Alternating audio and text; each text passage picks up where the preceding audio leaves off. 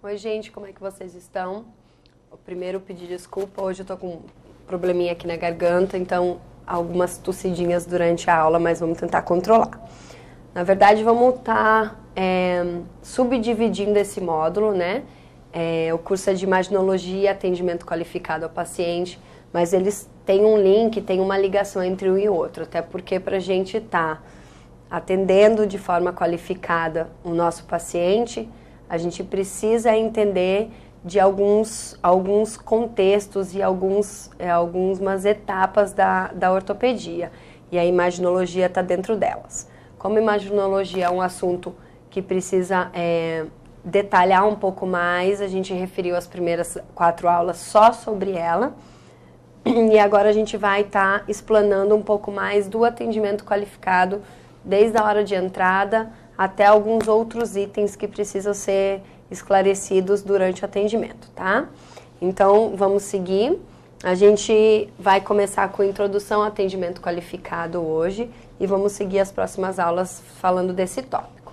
Então, quando a gente pensa em atendimento qualificado, a gente vê que existe uma evolução tecnológica e um processo de ciências aí à frente.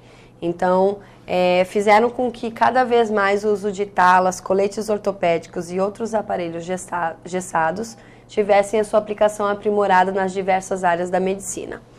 Então, assim, primeiro foi passado por uma era de mobilizações de galhos e madeiras, e aí foi melhorando a confecção manual dos gessos, e a gente foi para uma etapa um pouco mais moderna de atadura gessada, tá? E agora a gente entrou na era sintética. Então veio uma fase mais de ataduras gessadas de forma sintética, de material sintético. Elas são mais leves, elas têm um meio mais radiotransparentes, então ela beneficia o conforto do paciente. E você consegue ter uma abordagem mais clara no acompanhamento dos casos, tá? Então teve uma evolução no processo de adaptação do material. Aí, junto com o processo de adaptação do material, veio o processo de adaptação do profissional da área ao meio, com a sua colocação no mercado e com a sua importância no mercado. Então, a visão mudou desde a forma como você manipula o gesso, suas formas de colocação e de imobilização, até a forma de conhecimento de matérias em volta, de estrutura em volta, para poder se adaptar ao mercado, tá? Então, mais especificamente, atendendo a uma necessidade na melhoria da qualidade de atendimento à população, nos serviços de saúde, na especialidade de ortopedia e traumatologia, e atendendo ao caráter de integração dos profissionais da área, quanto à multidisciplinaridade e interdisciplinariedade, destaque-se a qualificação e habilitação do profissional técnico em imobilizações ortopédicas como parte integrante do corpo auxiliar. Foi o que eu falei para vocês anteriormente na matéria de imaginologia. Hoje tem todo um contexto de entrar essa área, justamente esse profissional nas UPAs. Então, não é mais um profissional de sala ortopédica, de emergência só de hospitalar. Hoje abriu um campo de mercado maior, então a abrangência no mercado é maior, mas em compensação, o respaldo que você tem que ter para poder estar entrando nesse mercado é maior. Você vai ser muito mais cobrado, muito mais exigido, tá? Então precisa ter essa consciência do trabalho multidisciplinar.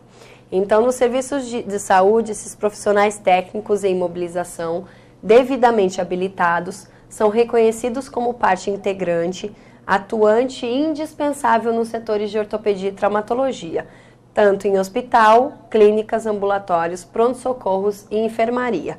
E em breve, provavelmente nas UPAs, né? Que é um novo sistema de serviço de saúde de caráter de atendimento de população. Então, qual é o objetivo geral hoje de um técnico em imobilização ortopédica?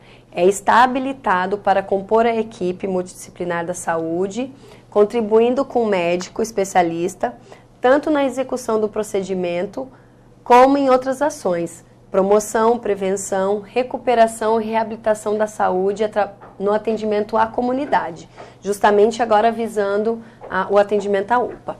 E ele também tem como objetivo geral auxiliar na retirada de diversos tipos de imobilização, com os diversos tipos de materiais específicos, na execução de trações cutâneas e esqueléticas, auxiliando na execução de pequenos procedimentos, pequenas cirurgias, punções, infiltrações, além de manobras de redução de fratura. Então, olha aí, o que antigamente o objetivo geral de um técnico de imobilização era simplesmente instalar um gesso orientado por um receituário médico, hoje ele já faz N funções.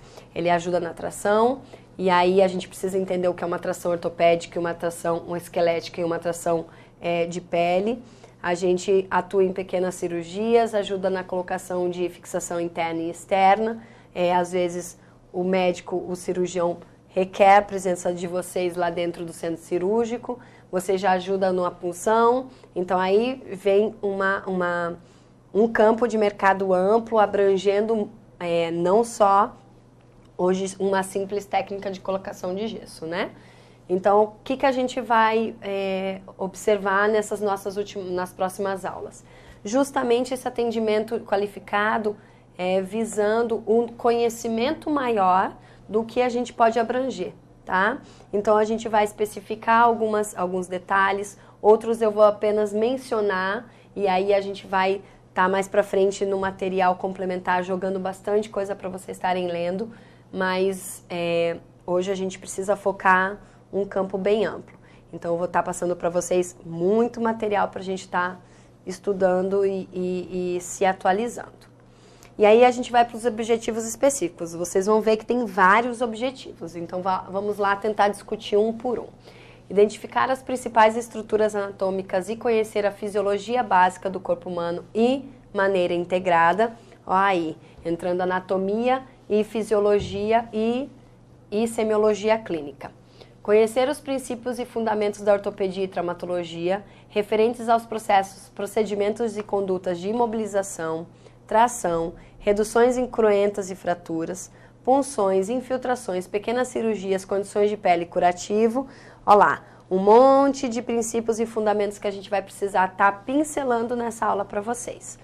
Identificar rotinas, protocolos de trabalho, instalações, equipamentos, instrumentos e materiais em uso em ortopedia e traumatologia, procedendo à conservação e manutenção dos mesmos, ou seja, o ambiente onde a gente trabalha, a gente tem que ter o cuidado com normas e rotinas do setor que a gente está trabalhando, tá? Isso não é só para intervenção ortopédica, é para qualquer profissional. Identificar, caracterizar e organizar os materiais, instrumentais e equipamentos necessários ao setor, bem como manipulá-los e utilizá-los de maneira eficiente.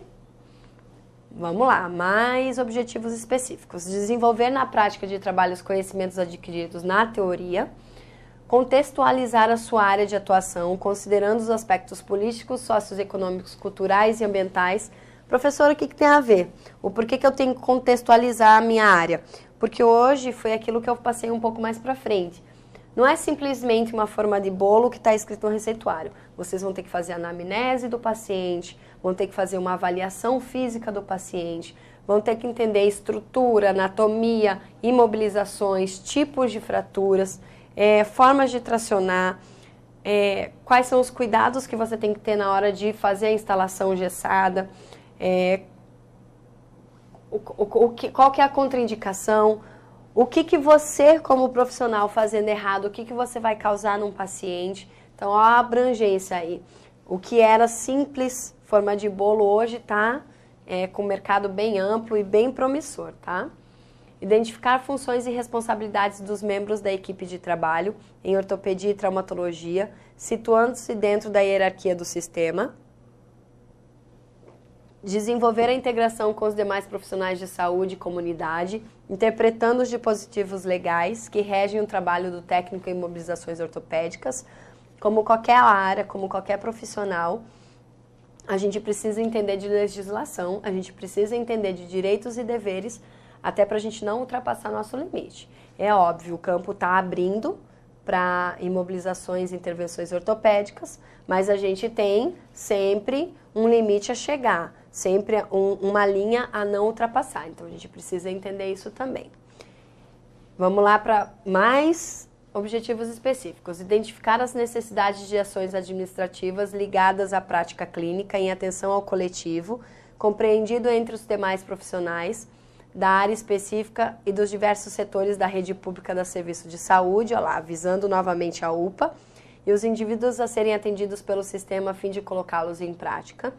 Planejar, organizar e desenvolver ações individuais e integradas aos diversos setores, visando com a melhor qualidade no atendimento à comunidade e desempenho das suas funções como um todo. Auxiliar a ortopedia na confecção de aparelhos complexos. Esses aparelhos complexos, na verdade, a gente subentende que seriam fixadores internos e externos e trações, né? As duas formas de tração. Hoje em dia, um técnico de imobilização, ele auxilia o ortopedista. Auxiliar a equipe de saúde em clínicas médicas especializadas em ortopedia e traumatologia, em hospitais, ambulatórios, pronto-socorros e laboratórios específicos na área. Então, olha aí, gente. Voltando lá, olha aí a quantidade de espaço e de conhecimento técnico que a gente vai ter hoje, tá? E vai ter que ter hoje para trabalhar. Então, a gente tem bastante coisa para pincelar ao longo. E aí eu tentei fazer de uma forma geral e mostrando para vocês o link de imaginologia com o nosso atendimento através do conhecimento, tá? Então eu trouxe alguns tópicos básicos que quando você procura intervenção e imobilização ortopédica a gente precisa ter. E ao longo das aulas eu vou tentar puxar esses itens, esses 10 itens que eu trouxe, a gente vai tentar pincelar algumas coisas um pouco mais a fundo em detalhes e outros a gente pincela e eu dou uns toques para vocês em material complementar. Então, quando a gente vai para conhecimento, olha aí o tanto de coisa que a gente precisa saber. E tem muito mais do que isso, que não abordei aí porque vem em outras aulas. Então, ortopedia e traumatologia, lesões traumáticas e lesões infecciosas, tipos e complicações decorrentes de imobilizações e cuidados, trações cutâneas e esqueléticas, anatomia, fisiopatologia do trauma, semiologia ortopédica, patologia das fraturas, imaginologia, aí ó, a gente deu antes imaginologia, já entrou como link para essa nossa aulas, e higiene e profilaxia. E aí entra muito mais, entra a legislação, entra a saúde pública, e aí são outros contextos que a gente vai ter que abordar, tá? Mas dentro do nosso programa de aula, que são as próximas 4 aulas, eu vou tentar abordar de forma bacana, que vocês tenham uma ideia sobre esses tópicos de conhecimento. E aí, para a gente começar realmente a nossa abordagem, a gente vai para algumas definições básicas que vocês precisam entender e ter em mente. O que é uma fratura? É a solução de continuidade de um osso. Esta definição implica em que o osso precisa apresentar uma ruptura de continuidade normal, anatômica, de uma determinada peça óssea. Então, existiu a continuidade normal, anatômica, não existiu isso, entra a fratura. Luxação é a perda permanente das relações ósseas de uma determinada articulação. Em primeiro lugar, devemos dizer que essa perda pode ser total, luxação, ou parcial, subluxação. Às vezes chega para a gente em atendimento de emergência, ou até para vocês numa UPA, ou até no hospital, quando chega em hospital, na verdade, já vem com raio-x e com um diagnóstico pronto. Mas como existe agora a abertura de novos campos, pode ser que chegue para vocês uma luxação, uma subluxação. Então é interessante saber fazer o diferencial até para autoconhecimento, tá? E aí vem consolidação óssea. O termo será utilizado para definir a cicatrização mecanicamente competente dos fragmentos fraturários. A consolidação mecanicamente competente chamamos de consolidação viciosa. Os ossos cicatrizam de acordo com uma sequência histopatológica bem conhecida. E aí o tempo médio de cicatrização varia de osso para osso e da forma como você mantém a tua reabilitação. O atraso em alcançar essa consolidação a gente chama de retardo de consolidação. A falta de união óssea demonstrada por radiografias seriadas e com tempo de evolução que atinge ou ultrapassa esse tempo normal, a gente chama de pseudoartrose. Então tá aí, ó, dentro da consolidação óssea a gente já tem outras nomenclaturas. A gente já precisa entender o que é uma pseudoartrose, o que é uma retardo de consolidação ou uma consolidação óssea viciosa. Então já tem formas diferentes de a gente estar visualizando isso, tá? Então se a gente for parar para se estender em nomenclaturas e definições, a gente vai ficar aqui a aula toda. Eu passei para vocês essas 3 porque, seguindo a linha de pensamento dos próximos slides, das nossas próximas explicações, a gente precisa entender isso, tá? Então vamos continuar lá. Começando lá no primeiro tópico do conhecimento que eu passei para vocês, segue em ortopedia e traumatologia. Então são métodos de manejo do trauma, tá? Fraturas. Eu trouxe um pouquinho para vocês. Os princípios de manejo das fraturas são redução da fratura, imobilização dos fragmentos de fratura que sejam longos o suficiente para permitir a união, e aí a gente vai definir, o médico junto com um profissional, vai definir qual é o tipo de imobilização. Vai ser só tipo bandagem? Vai ser só tipo faixa? Vai ser necessário o uso de um gesso? Vai ser necessário uma tração cutânea ou de pele para a gente conseguir imobilizar? Vai ser necessário fixação externa e aí a gente sai do nosso contexto atendimento de primeiros socorros, rápido numa linha ortopédica e vai para um centro cirúrgico. Então a gente precisa entender que tipo de imobilização, como vai ser a imobilização daquele fragmento para a gente poder definir quando é que vai ser uma coisa ou outra. Eu digo a gente definir porque hoje não é só... Vocês viram que não é só o ortopedista e traumatologia, vocês vão fazer parte do contexto dessa definição, tá? Reabilitação dos tecidos moles e articulações. Os métodos de redução, olha aí, é aquilo que eu falei agora. A gente tem tração, talas, braçadeiras externas, fixação externa, fixação interna. Algumas fraturas, ao serem observadas, não estão deslocadas e por isso não necessitam de redução. Outras, contudo, precisam ser reduzidas para manter o osso corretamente posicionado. Então, tudo depende daquela imaginologia, daquele exame lá de imagem que veio para nossa mão, que a gente estudou, né? Raio-X, tomo, ressonância e cintilografia são os principais para a gente conseguir visualizar uma fratura e as extremidades de partes moles em sua volta, seu contorno, sua estrutura. Então, a gente precisa entender de imaginologia aí, para entender o tipo de redução. Aí a gente vai falar um pouquinho, eu vou falar um pouquinho para vocês de cada um. Tração. Puxar um membro quebrado movimenta o osso os ossos em linha. Ou seja, a mesma coisa eu dei um exemplo de um colar. Quando a gente puxa um colar em conta, ele é puxado pelas extremidades e ele vai seguindo uma linha. E é da mesma forma que a gente pensa e visualiza a tração.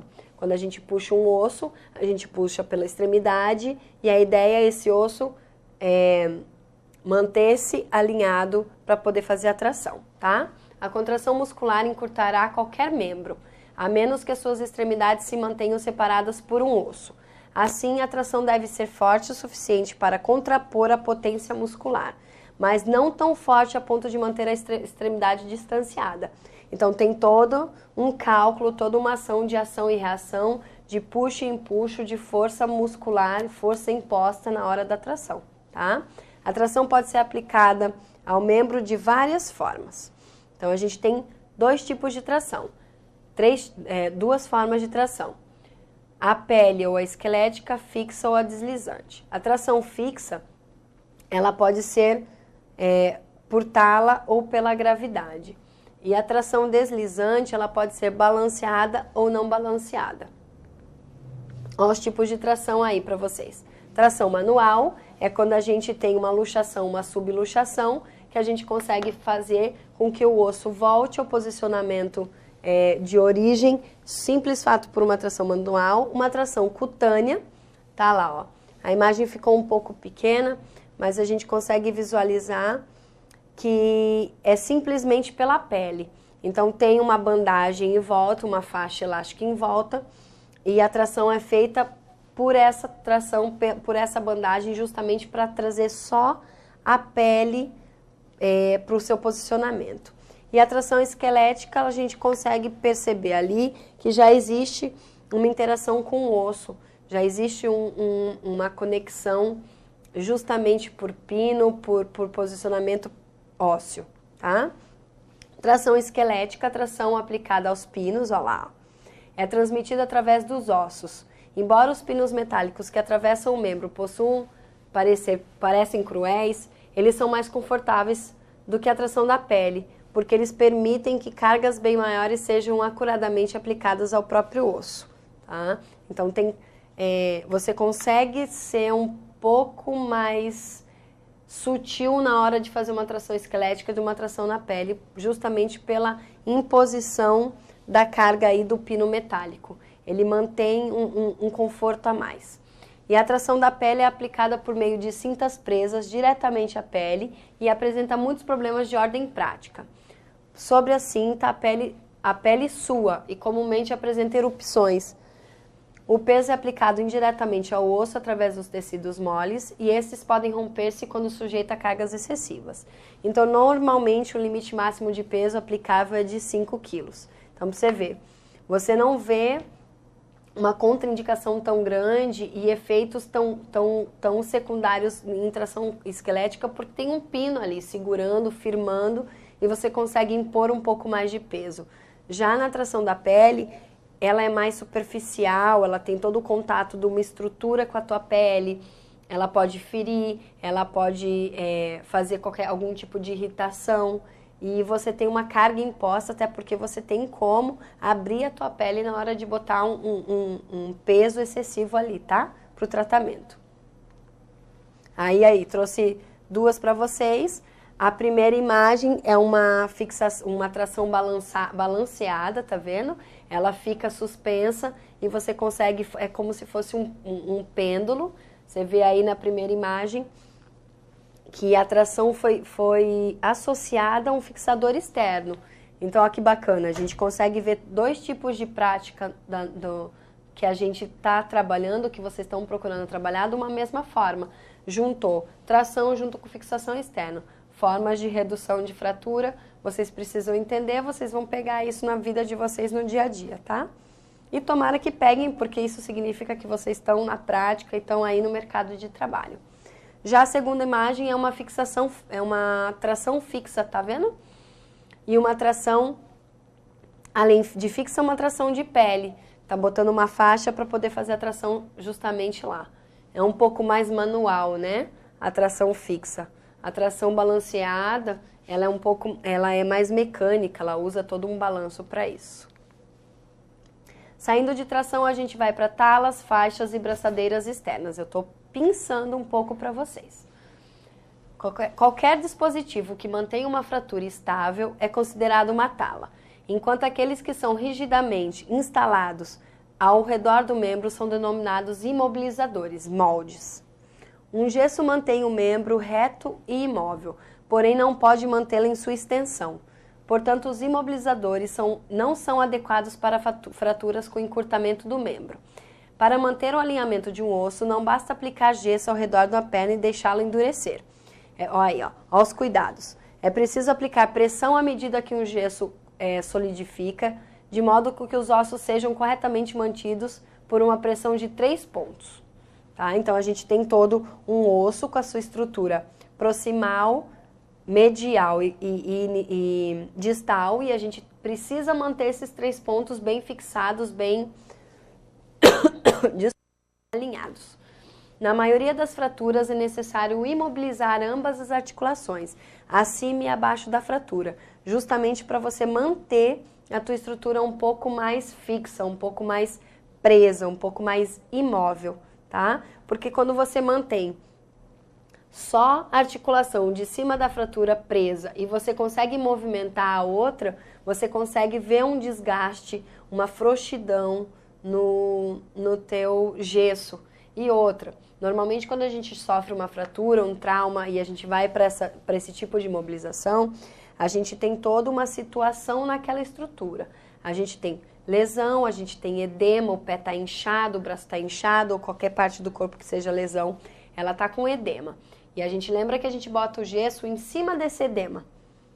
E se a gente não fixar bem esses 3 pontos e não manter essa fixação pré e pós das 2 articulações que fazem parte do membro lesionado, quando o membro vai desinchando, porque você tem todo um repouso, toda uma redução de edema ao longo do tratamento, ao longo da imobilização com gesso, o gesso ele vai se deslocando, ele vai se mexendo. E aí se você não faz bem esse posicionamento, essa trava em 3 pontos, você automaticamente vai estar perdendo 50% do teu tratamento. Então, a gente que tem todo um conhecimento e toda uma responsabilidade na hora de botar uma fixação, um gesso, uma tração, um fixador externo no apoio ao médico ortopedista, óbvio, a gente vai estar jogando fora 50% do nosso trabalho, tá? Então, precisa ter esses cuidados. Voltando lá, o uso de talas não proporciona uma fixação rígida. Se forem aplicadas imediatamente após a formação da fratura, tornam-se frouxas à medida que o inchaço do trauma regride e os músculos enfraquecem. Olha lá que eu estou falando para vocês. A posição da fratura deve ser checada regularmente e do mesmo modo deve-se rever o posicionamento. Por quê? Tanto a gente perde o edema, quanto o músculo em desuso, ele enfraquece, ele perde massa muscular. Então, a gente tem um músculo que está acostumado com carga, com trabalho, com movimento, movimentos funcionais, movimento do dia a dia. Se você gosta de academia, com fortalecimento. Aí você tem uma fratura, esse músculo vai estar imóvel, parado, dentro de uma tala, dentro de um gesso, ele vai perder essa massa muscular toda. Então, são cuidados que a gente precisa ter. Faixas. As faixas são utilizadas para apoiar um braço ou um ombro lesionado. Existem 4 tipos principais: faixa larga para o braço, colar e manguito, faixa de elevação e bandagem corporal, o Slinger's Watch, tá? Isso são formas de se utilizar a faixa, são formas de confecções de faixa, cada um serve para sustentar um peso, cada um serve para um tipo de alinhamento, cada uma serve para poder reduzir inchaços de parte moles, para movimentações de pré e pós-operatório.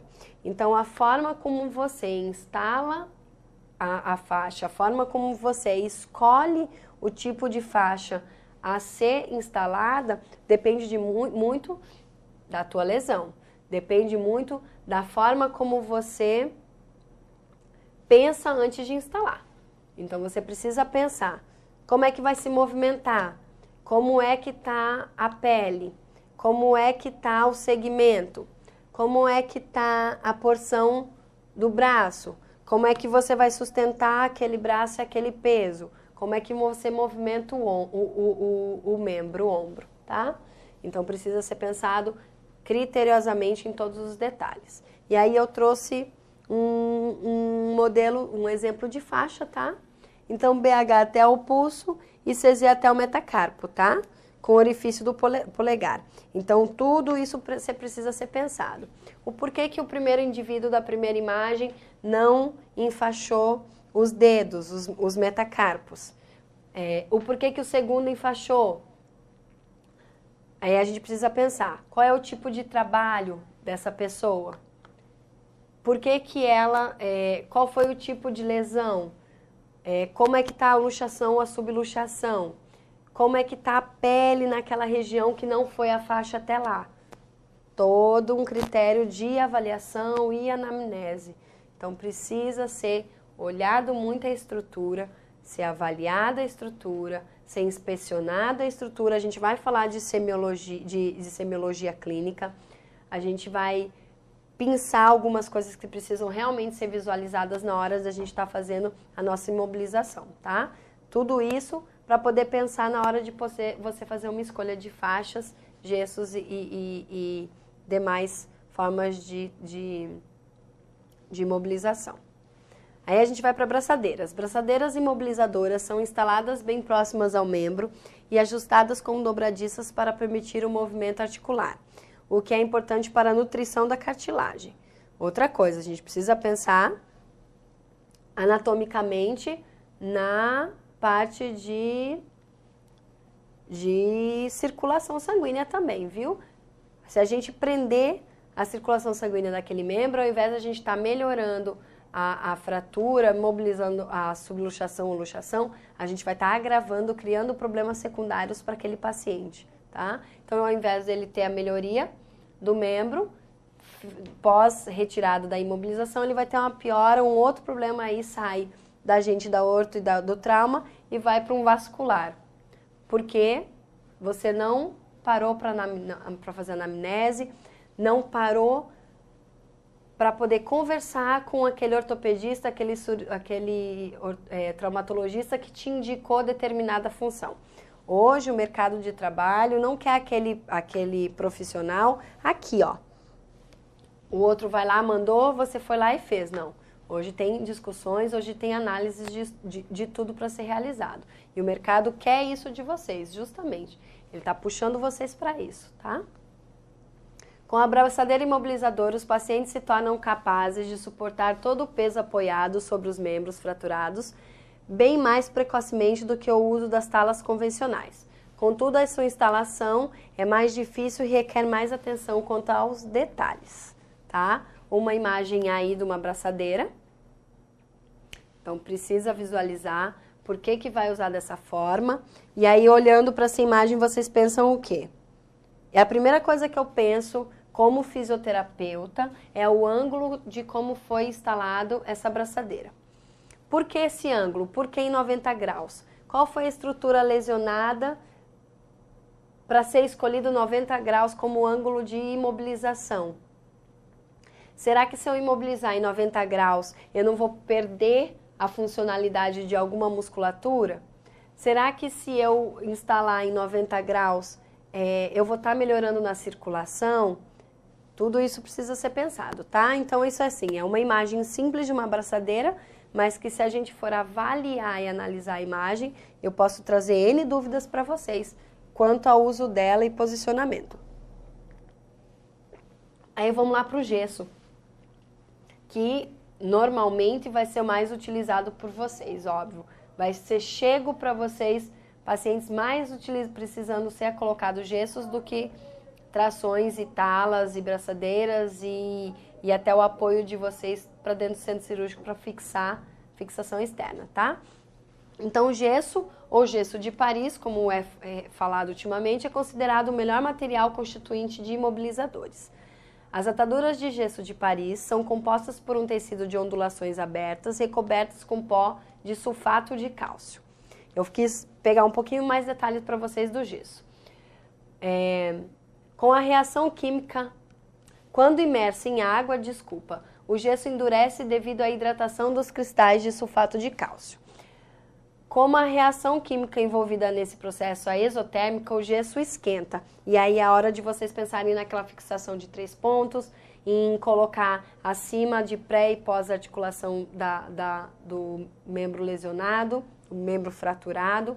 Botar nas duas articulações para a gente não ter uma mobilidade e não piorar, antecipar a retirada dessa imobilização. O gesso de Paris é leve e comparativamente macio. É poroso, permitindo que o membro respire, fácil de remover e tem resistido ao teste de tempo. Por que a nossa preocupação hoje é que o membro respire? Porque antigamente, com aqueles antigos materiais para fazer esse tipo de imobilização, observava que quando você retirava o gesso, a pele apresentava algumas erupções ou até problemas circulatórios. E aí a gente saía de uma imobilização simples até para uma possível amputação. Então hoje, na era sintética, foi criada essa estrutura que a gente consegue com que a pele transpire, respire e mantenha-se de uma forma intacta, uma forma sem lesões secundárias, tá? As maiores desvantagens que apresenta sobre a desintegração causada pela umidade é a necessidade de um período de espera de 24 ou 48 horas para endurecer o suficiente e poder sustentar o peso do corpo do paciente. Olha aí a desvantagem. Os materiais modernos, incluindo resinas e fibras de vidro, são frequentemente utilizados na atualidade. São leves e de fácil aplicação. Então eu botei aí para vocês agora, eu não vou estar lendo item por item, tópico por tópico, mas eu quis trazer para vocês uma forma bacana de correta aplicação do gesso, tá? Óbvio, aplicação de gesso é prática. Provavelmente o primeiro gesso que qualquer um de vocês vão aplicar, ele não vai sair uma perfeição. Vocês vão ter base e fundamento para isso, mas não vai sair uma perfeição. Então, é uma prática, é no dia a dia que o gesso vai ser aperfeiçoado. E aí eu trouxe para vocês eu vou só pensar um pouquinho cada um, para vocês entenderem o que é importante considerar na hora de colocar um gesso certo. Então, a gente tem que pensar no acolchoamento, tá? Pensar na temperatura da água, para poder o gesso não firmar rapidamente. A gente precisa pensar na imersão, qual é a forma de calha vai ser usada, na sua aplicação, para que não fique muito apertado ou muito frouxa. O truque 100 em 90 é justamente o posicionamento da articulação quando aplicada, tá? Para formar uns vincos, para evitar que forme esses vincos duros, justamente para não causar úlceras de pressão e fendas no gesso, tá? Justamente para evitar lesão no momento da cirurgia. Então, eu não vou falar de cada um, tá aí o tópico. Isso daqui são itens importantes para vocês considerarem na hora da aplicação. Óbvio, itens de literatura, tá? Cuidados iniciais. Uma vez que o gesso tenha sido aplicado e esteja firme, cheque os seguintes pontos. Olha lá, ó. Outros tópicos. As bordas, tá? Elas não podem ser pontiagudas e não podem pressionar a pele. A circulação periférica tem que estar boa, então você tem que checar. Checar os dedos dos pés, dedos das mãos, verificar a perfusão, verificar a sensibilidade, a dor, a cor, a circulação, tá? São cuidados primordiais que a gente precisa ter na hora da gente estar instalando esse gesso. Precisa ter todos esses detalhes em mente. Professora, a gente está começando agora. Faz um esqueminha básico. Faz um esqueminha e deixa lá do lado de vocês tópicos a serem observados. E no dia a dia vocês vão pegando. Ninguém nasce pronto, tá? Todo mundo no início pula etapas, esquece detalhes. Mas a gente não pode. É para isso que a gente está estudando um pouco mais sobre justamente como tá melhorando a qualidade do nosso serviço. Então, faz um esqueminha, deixa anotada a caneta mesmo, tópicos a serem observados, tá? Recomendações. Informa o paciente que é preciso procurar socorro imediatamente quando o membro estiver doloroso, entorpecido, frio e pálido. Olha aí. Não basta você ser um bom profissional na técnica. Você tem que ser humano e cuidadoso. Não basta simplesmente colocar, virar as costas e ir embora. Isso é atendimento qualificado. É você observar todos os detalhes, é você orientar o paciente quando ele sai da tua sala. O paciente ou a gente próprio precisa se colocar. Quando a gente vai para qualquer um lugar, exemplo, a gente tem um celular que está falhando e a gente procura o serviço. Quando a gente é bem atendido, bem orientado pós-saída, a gente vai se sentir satisfeito. E imagina a gente que é a área da saúde, que se a gente não fizer uma boa interpretação de sinais e sintomas, uma boa intervenção na hora de imobilizar e na hora de orientar o paciente a sair, pense nos problemas secundários que a gente está ocasionando. E a gente é responsável pelo que a gente faz. A gente teve lesões secundárias por falta de respaldo e cuidado nosso. Hoje em dia, tira e queda para perder a nossa possibilidade, a nossa capacidade de trabalho. Então, presta atenção em detalhes, porque a gente está o tempo todo sendo visto. A gente está eu digo a gente porque eu estou no mercado de trabalho, eu sou fisioterapeuta, mas eu a gente eu sou intensivista, mas dentro da terapia intensiva, dentro da UTI ou de uma área vermelha, a gente trabalha com o setor de orto e trauma.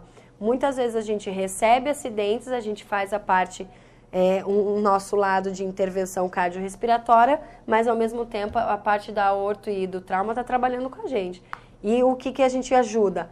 Na mobilização. O que a gente ajuda? No posicionamento, tá? Então tem toda uma intervenção na conduta. Da mesma forma que a orto e trauma é olhado pela turma da intensivista, pela turma da urgência e emergência, a gente também olha vocês. Precisa estar de olho.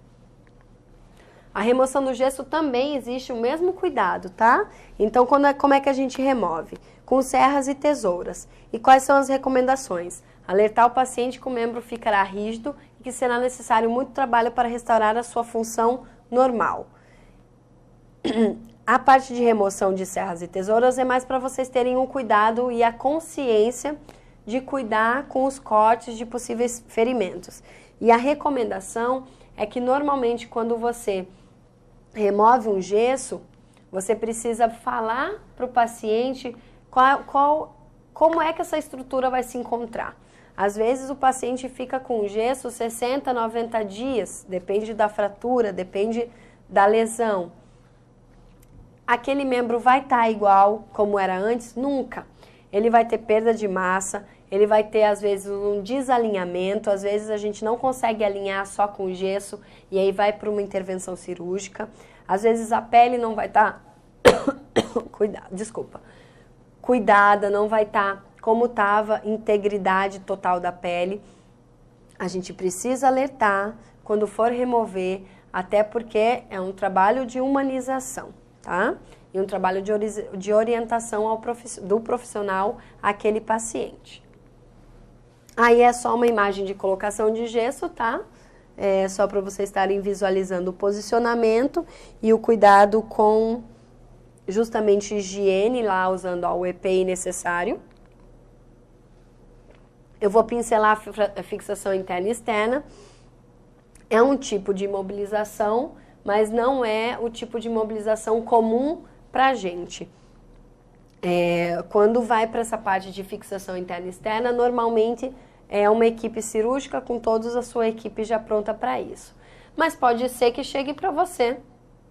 Pode ser que você seja chamado para aquele momento. E aí a gente precisa pelo menos ter uma ideia básica do que é fixação interna e externa. Então, sistemas de fixação das fraturas em que todos os componentes do sistema estão sobre a pele. Porém, fixação interna não significa necessariamente na abertura e visualização direta do fragmento ósseo fraturado, tá? Você não tem que ter um osso exteriorizado, uma fratura externa para botar uma fixação interna.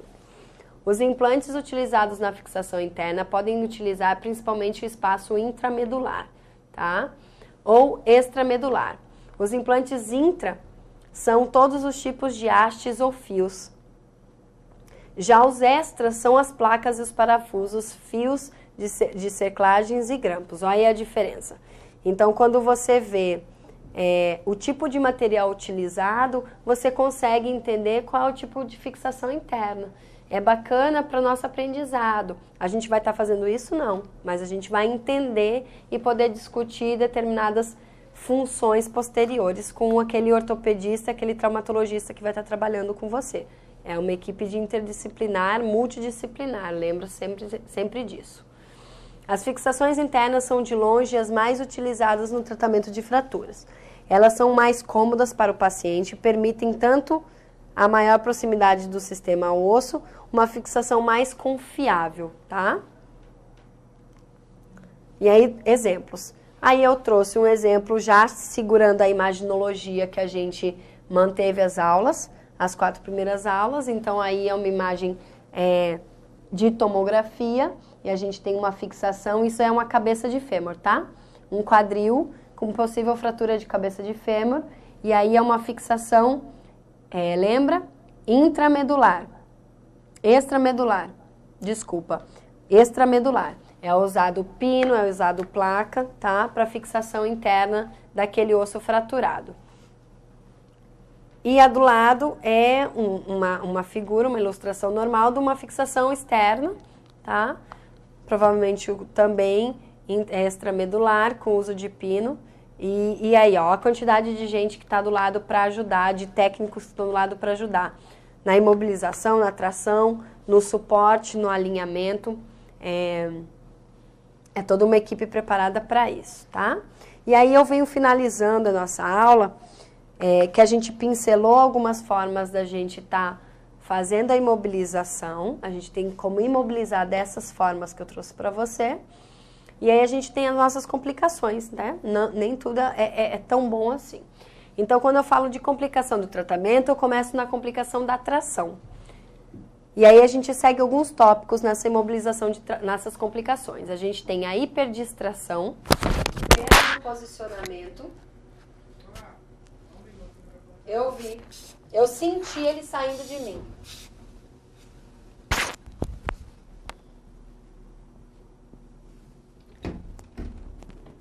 Eu senti ele escorregando. Você coloca por dentro de Eu novo. tentei segurar com a perna, não deu certo. Tudo bem, eu coloquei lá em multa e tá em multa. Aí a gente volta daí do slide, porque aí a galera faz a edição. Mas eu tenho que falar do slide? Não, pode falar do outro. Melhor por dentro. Eu senti ele escorregando. Aí eu ainda fiz aqui, ó. Ó, hoje tá... Exatamente esse carro hoje. Não, tô chateada. Tô nem aí, na verdade. Mas ainda tem isso. Aí eu senti o negócio escorrendo, eu com a perna aqui, ó. Aí quando eu fiz toque no chão, aí já era. Pausa. Tá, eu volto aonde? Volta do outro slide. Aí eu vou abrir na senhora e a senhora volta dele. Vamos pro slide.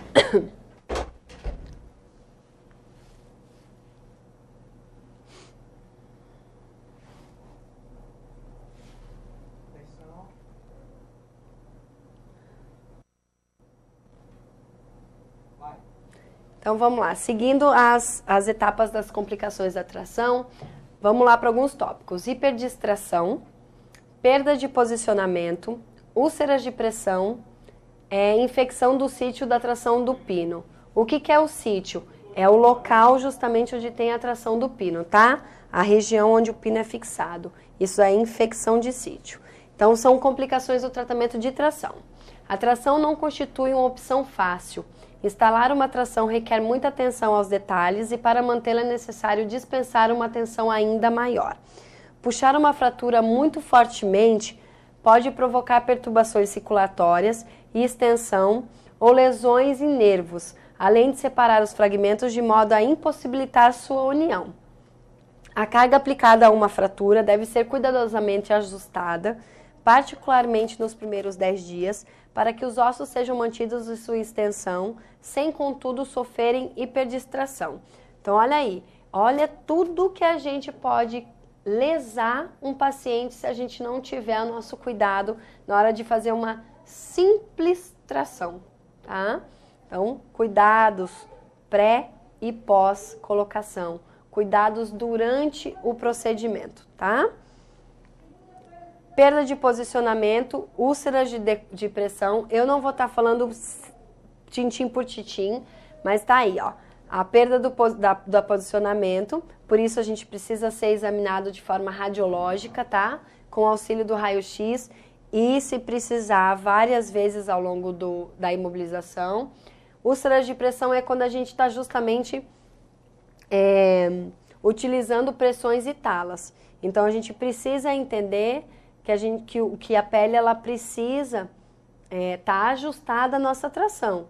Tracionou demais, fixou a tala, pressionou muito a tala, vai ter úlcera de pressão, vai ter problema circulatório, vai ter problema vascular, a gente vai poder até fazer a perda da sensibilidade daquele membro por um tempo. A gente perde massa óssea, massa muscular, a gente perde funcionalidade do membro.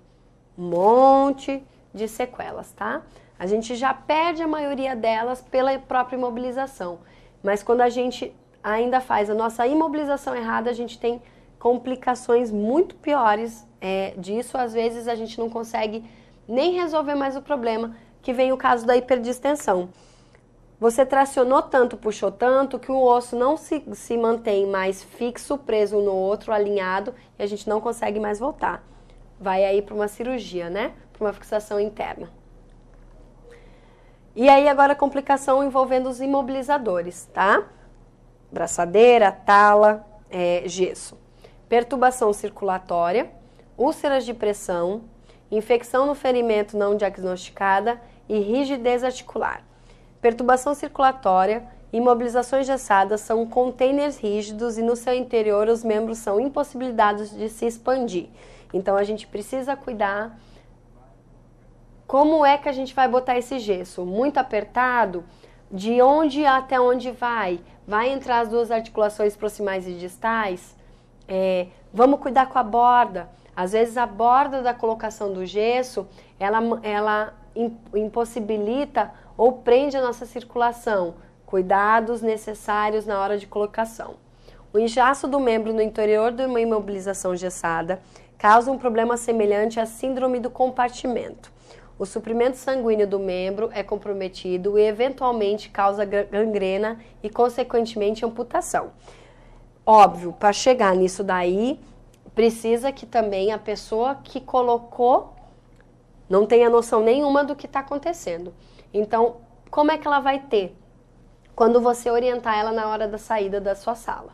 Você colocou a imobilização, você precisa orientar. Você precisa mostrar todos os pontos a serem seguidos e a serem observados ao longo da imobilização. Ah, professora, não tenho nada a ver com isso. Tem sim, senhor. Quem que instalou? Você. Não foi o médico que mandou para você, não. Foi você, tá? Essa conduta de não fui eu, não tenho nada a ver, hoje no mercado do trabalho não combina mais, tá?